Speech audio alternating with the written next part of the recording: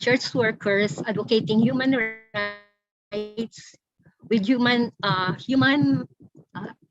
to, human rights commission activists, and also we address forced recruitment abduction cases with mothers of child soldiers. We help some children get released from the LTTE. We found safe places for children to escape recruitment by the LTTE. And we raise and address issues with other actors, no? Especially on how to deal with former child soldiers. We also do fact-finding, and we do fast response to incidents by being present on the ground. No, usually kung halimbawa merong kaming narinig na incident o may putukan, ganyan, we wait for 15 minutes tapos pupuntahan namin ang area kasi usually nagkakaroon ng ano ba to, yung pumupunta doon ang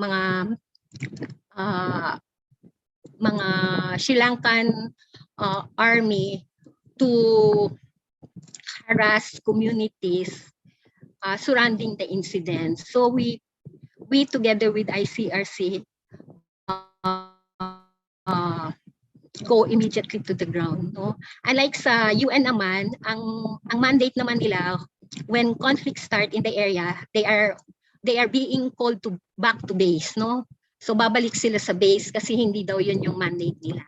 So may mga gadong nuances dun sa pag-work namin together with other international agencies in community settings. Yung other NPSL activities, we monitor situations and places. For example, IDP camps.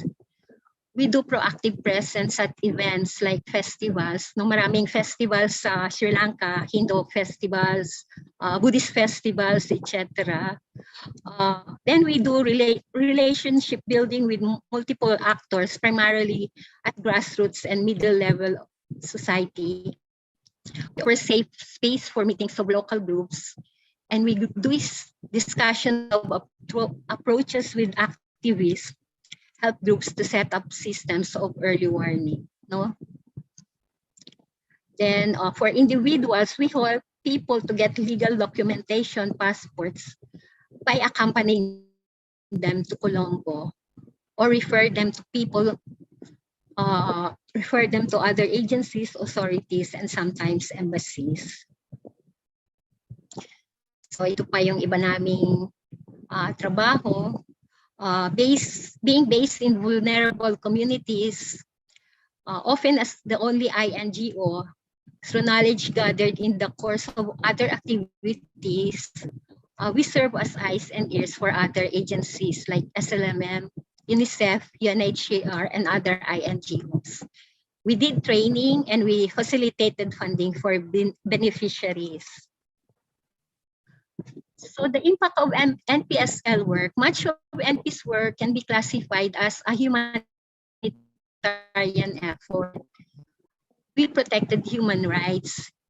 We contributed to securing the physical and mental well-being of individuals, serving as a bridge linking people to authorities or humanitarian agencies, providing protective accompaniment to them. In many cases, we can say we save the lives of individuals. Then the challenges in NPSL work. So actually, ito yung mga events prior to the new outbreak of war in Sri Lanka. This happened in 2006. In Canada formally proscribed the LTTE as a terrorist organization. Then later, the European Union officially followed, no, Canada in listing the LTTE as a terrorist organization. Then that LTTE, parang they informed the Norwegian facilitators that it cannot guarantee the security of ceasefire monitors anymore from EU member states. Then 17 aid workers of ACF were shot and killed in Mutur. Then the road was cut off, no? Noong August 2006. I was in Sri Lanka then, but fortunately, I was outside of Jaffna when the cutting of road happened. We were having our conference outside of Jaffna, but most of the international organizations were in Jaffna, and they were cut off. So ito yung nangyari when it cut off.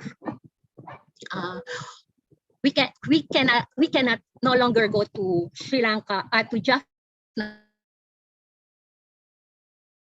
by land. The challenges in NTSL work, first there were combatants on either side, and one unarmed worker like us can get caught in the crossfire, no? Through human-made disasters, like situations were unpredictable. There are threats of claymore mines, skirmishes. We can get cut off, like what happened in August of 2006.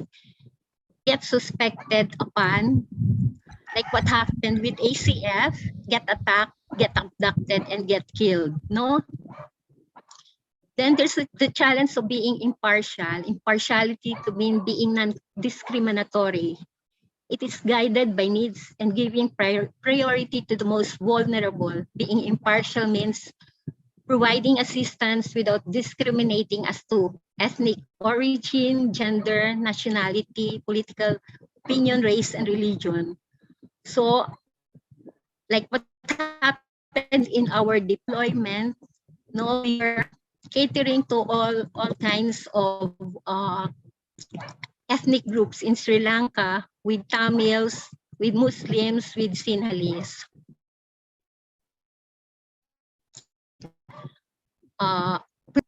Civilian clothing, looking as non-military, although one cannot be neutral toward killing of civilians, forced migration, etc.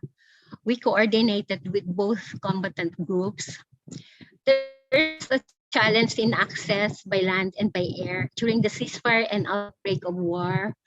So as what I heard earlier mentioned, when the ceasefire agreement ended, we could no longer by land. No, it can only be done by air.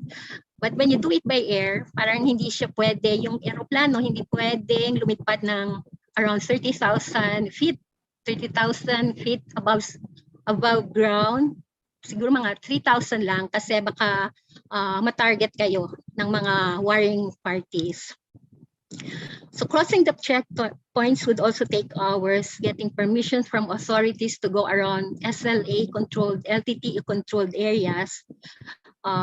You're totally cut off once you enter LTTE area. It's always a challenge to enter the country. Too, like entering Sri Lanka, either you get a resident visa or a tourist visa. Both can get rejected once the democratic space in the country becomes full. So most of the INGOs were rejected resident visa in 2009. Kaya nag-stop na rin noon ang operation ng non-violent peace force in Sri Lanka. There's also a language barrier. Interpreters are necessary. However, we understand that meaning can get lost in translations, no? And additional challenges was the fact that we were living and working together as a team. So our office and our living space was in the same place. Challenges in social work practice. Within a conflict area, there's a need for relevant social work training and education, and need preparedness to do the following: how to respond when confronted with issues of human rights violation, how to respond during the outbreak of conflict or war, how to conduct conflict analysis, how to become sensitive to locally relevant cultural practices, indigenous knowledge systems, and ethical concepts in particular settings. How does one take care of oneself and one's team in conflict situations. So hindi lang yung iba yung iniisip natin, kailangan din natin on how to take care of ourselves too during in conflict situations. Social workers should be equipped with necessary skills to enable them to respond effectively in their practice in conflict settings. So how to respond? There's also a need to be prepared during post-conflict situations.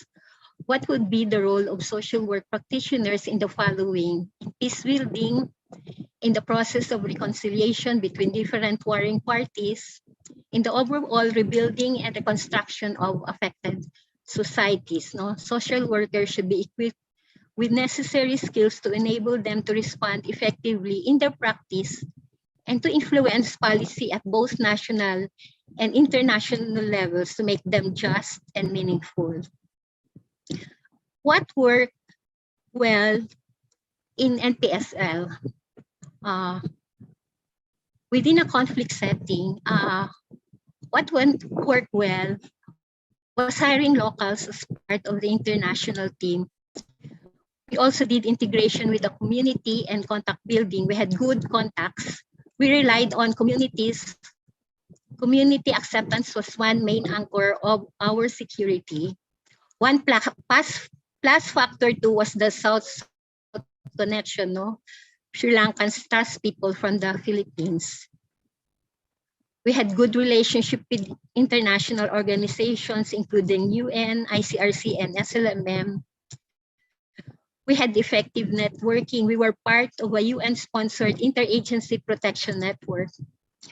Then it's good to have a clear entry point, like child protection work became a solid program of nonviolent peace force.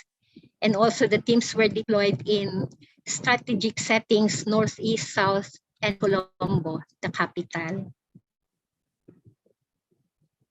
So actually, we can describe the actors in the field as high, middle, and low. Yung low are the grassroots level, the middle are the church and academic professionals, and the high are mostly the government officials. We usually have contacts at the middle and low level in Sri Lankan society. Dito makikita natin yung groupings ng Tamils, Sinhalese, and Muslims.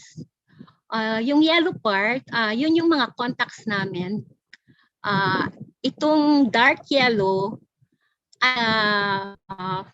center between LTT and Tamils, we had contacts with them, which we call insider partial.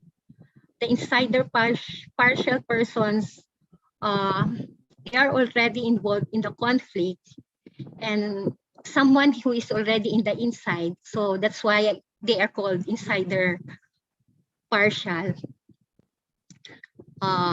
We work with them, but they work, for instance, with the principals, for instance, with the LTTE. So magkakaroon ng communications through them.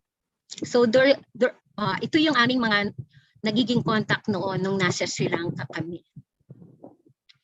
So prospect and possibilities in social work practice. So every human being has a right to standard of living for his, her health and well-being, including food, clothing, housing, and medical care, necessary social services, and the right to security in the event of particular circumstances.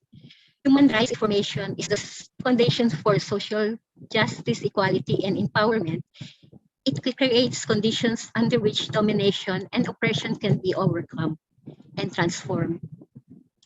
Social work practitioners should actively advocate human rights to meaningfully contribute to the above, including to the UN Agenda 2030, which is firmly rooted in the international human rights framework, which foresees a world of universal respect for human rights and human dignity.